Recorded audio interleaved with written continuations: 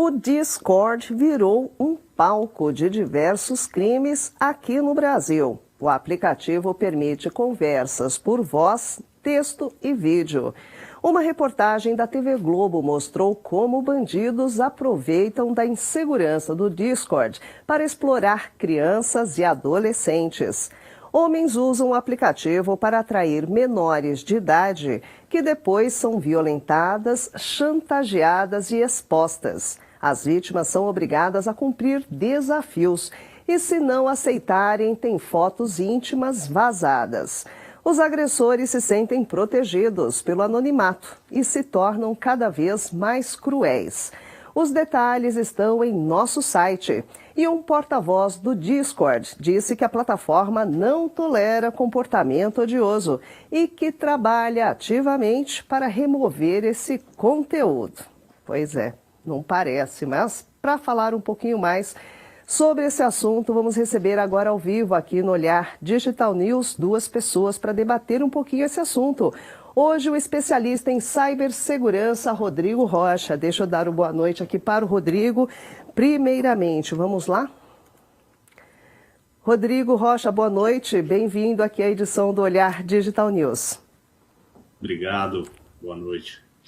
E também junto com a gente, além do Rodrigo, teremos o Jaime Ribeiro, que é CEO e cofundador do Educa. Como vai, Jaime? Bem-vindo novamente ao nosso Olhar Digital News.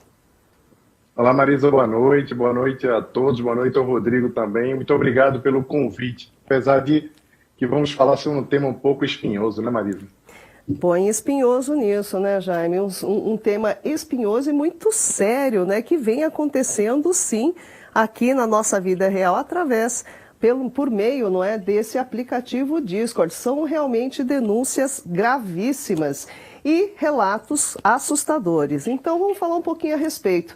A gente pergunta por que isso acontece, não é? Esses criminosos normalmente são jovens, como a maioria das vezes o é, e aproveitam a blindagem da internet para se encorajarem. O que está por trás dessa tamanha misoginia, ô Jaime, na sua opinião?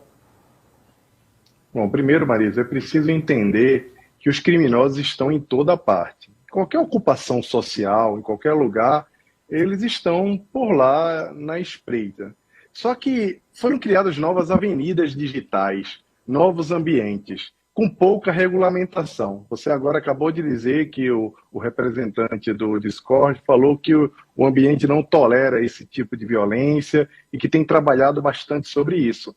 Nos custa acreditar que isso seja 100% de verdade, porque hoje em dia nós sabemos que até para postar alguma coisa numa rede social qualquer, o algoritmo logo pega, trava, entrega quando quer.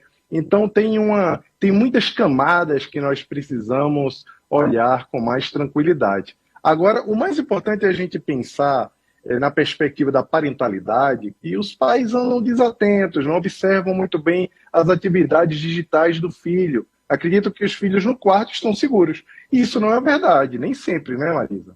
Pois é uma grande verdade isso. Agora, vamos falar um pouquinho lá com o Rodrigo para falar sobre a ferramenta, porque afinal de contas, né, o Discord argumenta que crimes são praticados por uma minoria ali na plataforma, não é?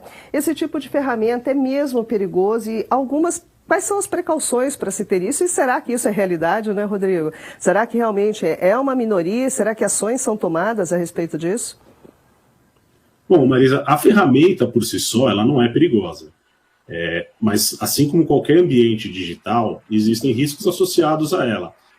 O grande perigo dessas ferramentas, como qualquer rede social, é a exposição que as próprias pessoas, os dados que elas próprias colocam nessas plataformas.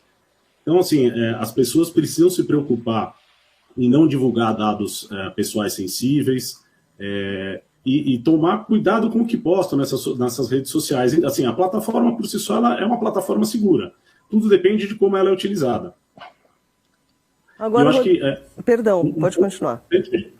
A gente a sociedade cobrar que essas ferramentas elas estejam sempre evoluindo as medidas de segurança para evitar que pessoas que estejam mal intencionadas consigam utilizar ela com um fim errado, né? Agora, inclusive, né, Rodrigo, ainda com você, vale salientar que muitas das vítimas são adolescentes, que ali se enganam por alguma coisa, por serem atraídas por algo que lhes chama a atenção, e inclusive escondem isso de pais, parentes e até dos amigos mais próximos, né? Então a pergunta é, o que fazer para se prevenir de situações assim? Porque realmente não é só uma situação do Discord, né? É uma questão realmente da internet, em vários locais, que os adolescentes têm acesso. O que fazer como uma precaução e segurança para a família e mesmo para os adolescentes? Eu acho que o principal ponto, até o que o Jaime mesmo colocou, é assim, as famílias se preocuparem com o que esses jovens estão fazendo nas redes sociais. Como ele próprio falou, não achar que seu filho está seguro porque está dentro de casa, e sim saber o que ele está fazendo na internet, numa rede social. E aí, um ponto importante é as pessoas terem uma consciência sobre segurança da informação, procurarem saber um pouco mais sobre o assunto. Uma das medidas muito importantes é usar senhas fortes para essas ferramentas, usar senhas únicas, então não usar a mesma senha que você usa numa rede social, usar para o seu e-mail, para o seu banco, não postar informações pessoais para os jovens, colocar qual escola estuda, endereço de casa, telefone. Essas medidas ajudam a evitar que aconteçam esses problemas que a gente tem visto no Discord e outras redes sociais também. Agora, eu queria ir lá com o Jaime para perguntar um pouquinho para ele também, Jaime, com relação até esses adolescentes, né? Porque os pais, quais são os sinais que os pais podem perceber? Porque, na verdade, muitas vezes, depois que o adolescente é envolvido, ele fica ali num mundo que ele não consegue sair, né? É uma vergonha, um medo, enfim. O que você pode dizer até para as famílias, para os pais e familiares ficarem atentos? Que tipo de sinal pode ser chamado a atenção para que eles participem dessa situação e ajudem? Porque a palavra, imagino eu, que seja acolhimento, não é, para essas pessoas que sofrem esse tipo de problema, não? Sem dúvida, Marisa. Acolhimento, educação socioemocional e letramento digital também. Porque é preciso, nem sempre é tão fácil a gente perceber os sinais de que o jovem está envolvido nesse tipo de armadilha. O amor cega, né, Marisa? A gente ouve isso na poesia, ouve isso nas músicas, nos livros, mas nós pais, muitas vezes, ficamos cegos, não percebemos que o nosso filho pode estar envolvido em encrenca. Antigamente, os nossos pais cheiravam nossa boca, nossa mão, para ver se a gente estava fumando, bebendo, mas eles tinham acesso a quem eram os nossos amigos. Hoje em dia é mais difícil para os pais da era digital, porque eles precisam identificar coisas que não são tão simples de identificar. Como o Rodrigo falou, existe uma série de protocolos que precisam ser adicionados na atividade digital, mas principalmente é preciso que os pais entendam que não existe mais privacidade completa.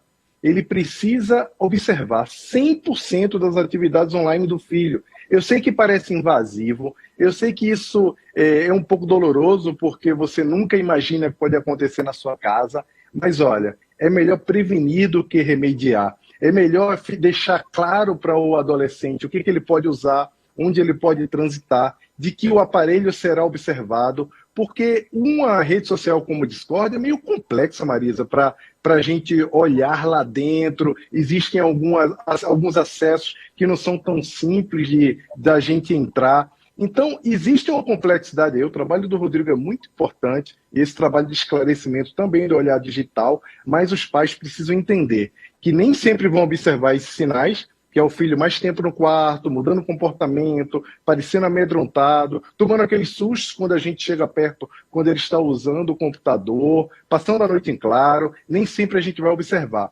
mas monitorar a gente pode, Marisa.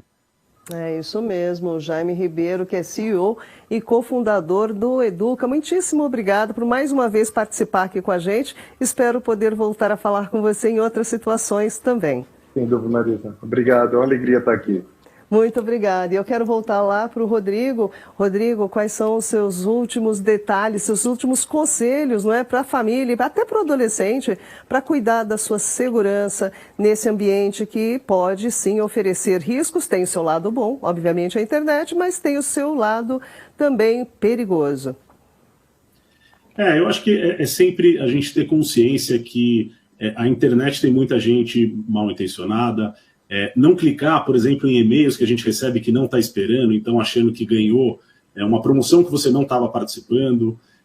Não instalar aplicativos no celular que você não confie, que não é da loja oficial do fabricante do seu aparelho. Então, esses são algumas das preocupações que a gente precisa ter quando está no mundo digital, né? A gente tem que sempre pensar que pode ter alguém tentando roubar os nossos dados e prejudicar a nossa vida pessoal e profissional. Tá certo. O Rodrigo Rocha, que é especialista em cibersegurança. Muitíssimo obrigada pela sua participação. Boa noite. Eu que agradeço. Boa noite, obrigado. Boa noite. Pois é, pessoal, falamos de um assunto bastante difícil e realmente pesado. A gente pensa que não, mas é um assunto muitíssimo sério. Essa exposição a pessoas que realmente não têm...